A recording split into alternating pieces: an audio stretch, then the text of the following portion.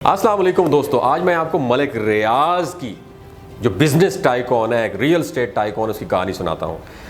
ملک ریاض جو کبھی ایک عام سے کلرک ہوا کرتے تھے، لیکن اب یہ کھرب پتی بن چکے ہیں اور ان کی دولت کمانے کا یہ سفر مسلسل جاری ہے۔ کہا جاتا ہے کہ ملک ریاض ایک ٹھیکیدار کے گھر پیدا ہوئے اور اپنے والد کے کاروبار میں خسارہ آنے کے بعد میٹرک پاس ملک ریاض کو بطور کلرک ایک جگہ نوکری کرنا پڑی۔ بعد میں ملک ریاض کے فوج میں نچلے درجے کے ٹھیکیدار کی حیثیت سے کاروبار شروع کیا اور یہ ان کی زندگی کا مشکل ترین دور تھا۔ ملک ریاض تقریباً اپنے ہر انٹرویو میں اپنے اس دور کی تکالیف ضرور بیان کرتے ہیں اور ان تکالیف میں بچے کے علاج کے لیے گھر کے برتن فروخت کرنا، خود کلی یعنی سفیدیاں کرنا اور سڑکوں پر تارکول لگانا جیسے واقعات شامل ہیں۔ وہ اپنی مرحومہ بیوی کی اس حسرت کا بھی اظہار کرتے ہیں جو ایک 5 مرلے کی مالکانہ حقوق پر مشتمل تھی۔ پاکستان میں 90 کی دہائی میں جب جمہوری حکومتیں گرائی جا رہی تھیں، تب ملک ریاض نے یہ بھانپ لیا تھا کہ کاروبار میں فوج کا ساتھ بہت فائدہ مند ثابت ہو سکتا ہے، اور تب ہی ان کی دماغ کی بتی ایسی جلی کہ جس نے آج ملک ریاض کو پاکستان کے امیر ترین لوگوں کی لسٹ میں لا کھڑا کیا ہے۔ ملک ریاض کیسے زیرو سے ہیرو بنے اور روڑ پتی سے کروڑ پتی بنے، آج کی اس ویڈیو میں ہم آپ کو یہی کہانی سنانے جا رہے ہیں۔ دوستو، ملک ریاض کا تعلق غریب گھرانے سے تھا۔ ان کے والد ایک معمولی سی نوکری کرتے تھے، جس کی وفات کے بعد ملک ریاض پر گھر کی ساری رسپانسبلٹی آن پڑی۔ وہ میٹرک میں پتہ کتنی مرتبہ فیل ہوئے؟ 2 بار فیل ہوئے، مگر تیسری بار کم نمبروں سے ہی صحیح مگر میٹرک پاس آخرکار کر ہی گئے۔ اس کے بعد وہ چھوٹے موٹے مختلف کام کرتے رہے، یہاں تک کہ انہوں نے سڑکوں پر تارکول لگانے کا کام بھی کیا، اور 70 کی دہائی میں وہ ایک گھر میں چائے پلانے کا کام کرتے تھے۔ اس کے بعد ان کی بیٹی کو ڈائریا ہوا تھا، ہیضہ ہوا تھا، ان کے پاس علاج کے لیے پیسے نہیں تھے۔ انہوں نے ادھار لے کر اور چیزیں بیچ کر ادھار چکایا اور علاج کروایا اپنی بیٹی کا۔ ملک ریاض کے سوتیلے والد چھوٹے سی کنسٹرکشن کمپنی کے ٹھیکیدار تھے، اور 80 کی دہائی میں ملک ریاض نے اپنا تعمیراتی کام شروع کیا۔ انہوں نے یہ دیکھا کہ اس وقت کراچی میں ریئل اسٹیٹ کا کام تیزی سے جاری ہے۔ انہوں نے کالونی بنانا شروع کی۔ ملک ریاض نے 90 کے دہائی میں بحریہ سے ایگریمنٹ کیا اور ان کے ساتھ کام شروع کیا۔ انہیں بحریہ کا نام اتنا اٹریکٹیو پرکشش لگا اور پسند آیا کہ وہ اپنے کام کا نام، اپنے برانڈ کا نام، کنسٹرکشن کا کمپنی کا نام بحریہ رکھنے لگے، لیکن نیوی نے انہیں منع کر دیا کہ بحریہ کا نام استعمال نہ کریں۔ تب انہوں نے اس وقت کے وزیر اعلیٰ سے خصوصی اجازت لی۔ پاکستان نیوی عدالت پہنچ گئی اور عدالت نے ملک ریاض کو قانونی اجازت دے دی کہ وہ بحریہ کا نام استعمال کر سکتے ہیں۔ اس کے بعد ان کا پہلا بحریہ کا پروجیکٹ اسلام آباد میں شروع ہوا، پھر کراچی، لاہور، اب پشاور تک پہنچ چکا ہے۔ ملک ریاض کے چند ہزار ملازم 60,000 میں بدل گئے تھے، جو اب تقریباً لاکھوں میں پورے پاکستان بلکہ دنیا میں بھی ہیں۔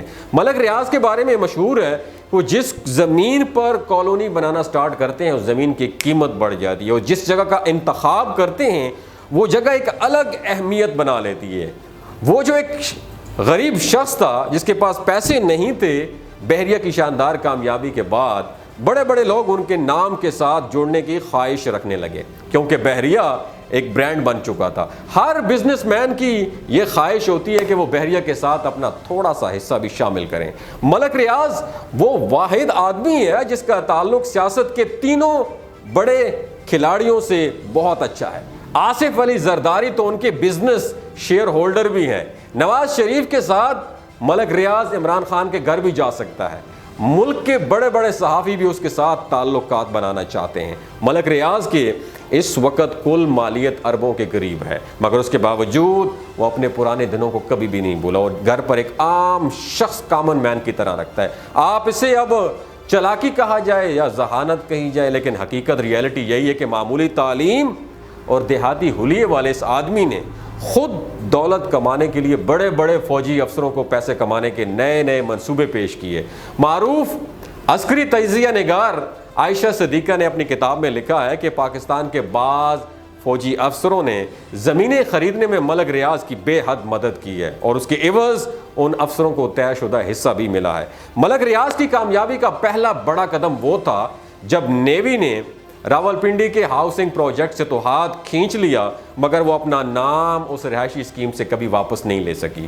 ملک ریاض کا تیز دماغ ایک کے بعد ایک نیا منصوبہ بناتا چلا گیا۔ ہاؤسنگ اسکیم کے کسی بھی فیز یا سیکٹر کا اعلان ایسی صورت میں کیا جاتا رہا لیکن اسکیم کا زمین پر اگر وجود بھی نہ ہوتا اور نہ ہی کوئی نقشہ ہوتا، لیکن اس کے باوجود صرف درخواست گزار فارم خریدنے کے لیے لوگ دیوانوں کی طرح لائن میں لگے ہوتے، دھکم پیل ہوتی اور لاٹھی چارج بھی ہوتا، اور آنسو گیس کے باوجود بھی یہ لوگ ہٹنے کو تیار نہیں ہوتے کیونکہ انہوں نے وہ فارم فل کر کے خریدنا تھا۔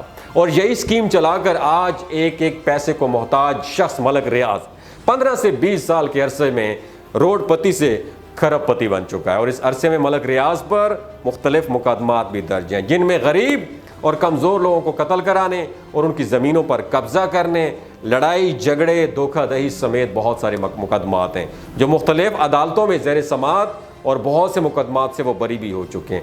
وہ ملک ریاض جو معمولی سا ٹھیکہ لینے کے لیے 2 روز تک کسی کیپٹن یا میجر کے دفاتر کے باہر بیٹھا رہتا تھا، اب ان سے کہیں بڑے فوجی افسران اپنی ریٹائرمنٹ کے بعد ملک ریاض کی تنخواہ اور تنخواہ دار ملازم ہیں۔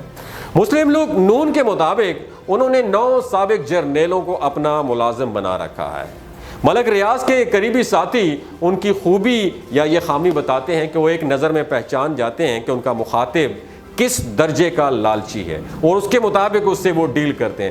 ملک ریاض ایک ایسی ہماگیر شخصیت ہیں جن کی حیرت انگیز طور پر بیک وقت پاکستان کے موجودہ، سابق اور مستقبل کے ممکنہ حکمرانوں کے ساتھ قریبی تعلقات ہیں۔ سن 1999 میں ان پر نیب کے بے شمار مقدمات تھے، لیکن ایک وقت ایسا آیا کہ وہ مشرف کے دوست بن گئے۔ صدر زرداری سے ان کی اسیری کے وقت میں بھی کی گئی دوستی آج بھی ملک ریاض کے کام آ رہی ہے۔ چودھری برادران کا کوئی کام ہو یا تحریک انصاف کے جلسے کے فنڈ درکار ہوں، چلتی ہوا کا رخ پہچاننے والے ملک ریاض پیچھے نہیں رہتے۔ سیاسی حلقوں میں کہا جاتا ہے کہ جب پنجاب میں گورنر راج لگا تو پیپلز پارٹی کے حق میں ملک ریاض نوٹوں کے اٹیچی کیس لے کر گورنر ہاؤس میں موجود رہے، لیکن ان کے باوجود ان کا کمال یہ ہے کہ ان کے مسلم لیگ نون کے میاں برادران سے بھی بہت قریبی تعلقات ہیں، اور یہ بات اب پاکستانی میڈیا میں بھی آ چکی ہے کہ صدر آصف زرداری اور نواز شریف کے درمیان معاہدہ بور بند کروانے والی شخصیت کوئی اور نہیں بلکہ ملک ریاض ہی تھے۔ اس میں کوئی شک نہیں ہے کہ ملک ریاض نے پاکستان کی مڈل کلاس کی ضروریات کو فوکس کیا اور ان کے لیے ایسی رہائشی اسکیمیں بنائیں جو دیگر کے مقابلے میں بہت اعلیٰ معیار کی اور نسبتاً سستی ہیں۔ وہ بے شمار لوگوں کی مالی امداد اور غریبوں کے علاج معالجہ کی سہولیات فراہم کرتے ہیں۔ بہت سے غریب بچے ان کے تعلیمی اداروں میں مفت تعلیم حاصل کرتے ہیں۔ پاکستان کے مختلف شہروں میں لوگوں کو مفت کھانا کھلانے کے لیے بحریہ دسترخوان لگائے جاتے ہیں، لیکن ان کے مخالف وکلاء کا کہنا یہ ہے کہ یہ سب حلوائی کی دکان پر نانا جی کی فاتحہ ہے۔ وکیل صاحب کا جملہ ہے کہ ناجائز طریقے سے کمائی دولت کا معمولی حصہ نیک کاموں پر خرچ کرنے والا کالا دھن سفید نہیں ہو جاتا۔ بہرحال کچھ بھی ہو مگر ملک ریاض نے جس طرح غربت سے نکل کر دولت کمائی ہے نا، اس کا کوئی مقابلہ کم از کم پاکستان میں تو ہرگز نہیں کیا جا سکتا۔ آپ نے اس ویڈیو سے کیا سیکھا؟ نیچے کمنٹ سیکشن میں اپنا ایکسپیرینس ضرور شیئر کیجیے گا۔ اپنا اور اپنے ساتھ جڑے رشتوں کا خیال رکھیے گا۔ اللہ حافظ۔